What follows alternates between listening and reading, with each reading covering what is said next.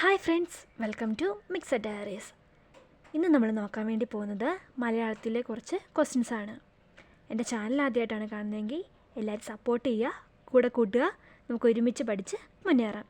ഒന്നാമത്തെ ക്വസ്റ്റ്യൻ, ശരിയായ പദമേത്? ആൻസർ വരുന്ന ഓപ്ഷൻ ബി ആണ്, പ്രാരബ്ധം. രായ്ക്ക് ദീർഘമില്ല അല്ലേ, പ്രാരബ്ധം. രണ്ടാമത്തെ ക്വസ്റ്റ്യൻ, ആഗമസന്ധിക്ക് ഉദാഹരണം. Option D, Thiruvonam. തിരു പ്ലസ് ഓണമാണ് തിരുവോണം. എന്ന അക്ഷരം ആഗമിച്ചു വന്നിട്ടുണ്ടല്ലേ, അപ്പോൾ ആഗമസന്ധിക്ക് ഉദാഹരണമാണ് തിരുവോണം. ആകാശം എന്ന പദത്തിൻ്റെ പര്യായമല്ലാത്തത് ഏത്?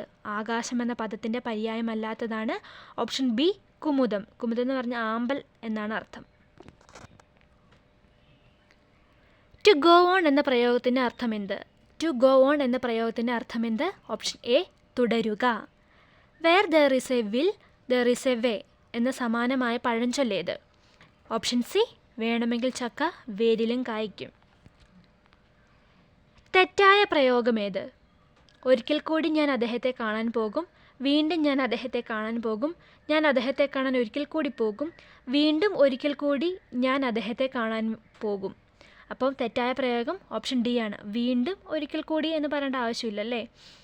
അപ്പോൾ തെറ്റായ പ്രയോഗം ഓപ്ഷൻ ഡി ആണ്. സകർമ്മക ക്രിയ ഏത്? ഓപ്ഷൻ ബി, ഉണ്ണുക. ഒന്നേ എനിക്ക് പറയാനുള്ളൂ, വല്ലതും തരുന്നുണ്ടെങ്കിൽ അതിപ്പോൾ തരണം. ഇവിടെ വാക്യത്തിൻ്റെ മധ്യത്തിൽ ഉപയോഗിച്ചിരിക്കുന്ന ചിഹ്നം ഏത്? ആ ചിഹ്നത്തിന് പറയുന്നതാണ് ഭിത്തിക.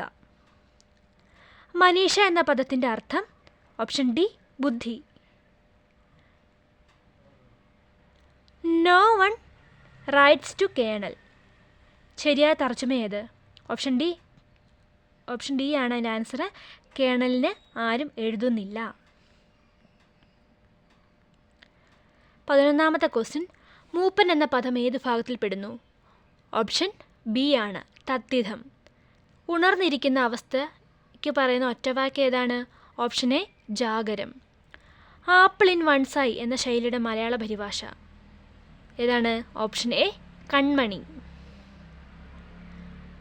അവൾ ഏത് സർവനാമ വിഭാഗത്തിൽ പെടുന്നു? അവൾ എന്നത് ഏത് സർവനാമ വിഭാഗത്തിൽ പെടുന്നു? ഓപ്ഷൻ സി, മധ്യമ പുരുഷൻ. മാതാപിതാക്കൾ സമാസം ഏത്? ഓപ്ഷൻ എ, ദ്വന്ദ്വ സമാസം. പതുക്കെയാവുക എന്ന അർത്ഥം വരുന്ന ശൈലി? താളത്തിലാവുക. താങ്കളുടെ അപേക്ഷ നിരസിക്കുന്നു സമാനമായ ഇംഗ്ലീഷ് വാക്യം ഏതാണ്? Option B, your application is rejected. കലവറ എന്ന പദം പിരിച്ചാൽ ഓപ്ഷൻ ബി ആണ്, കലം പ്ലസ് അറ. കലം പ്ലസ് അറ. നിങ്ങൾക്കുള്ള ക്വസ്റ്റ്യൻ ഇതാണ്, കലവറ എന്ന് പറയുന്നത് ഏത് സന്ധിയിലാണ് വരുന്നതെന്ന് നിങ്ങൾ കമൻറ്റ് ചെയ്യണം കേട്ടോ. കരിങ്ങാലി ഇട്ടു തിളപ്പിച്ച വെള്ളം, ഇതിലെ വിനയച്ച രൂപമേത്?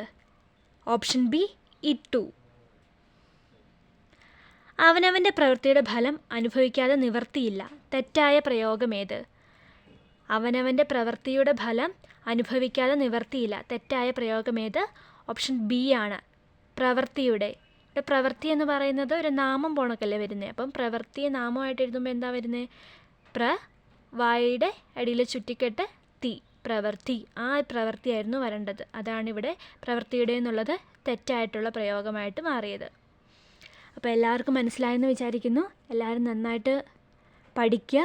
നിങ്ങളുടെ അഭിപ്രായങ്ങൾ കമൻറ്റ് ബോക്സിൽ രേഖപ്പെടുത്തുക. അപ്പോൾ ഓക്കെ, താങ്ക് യു.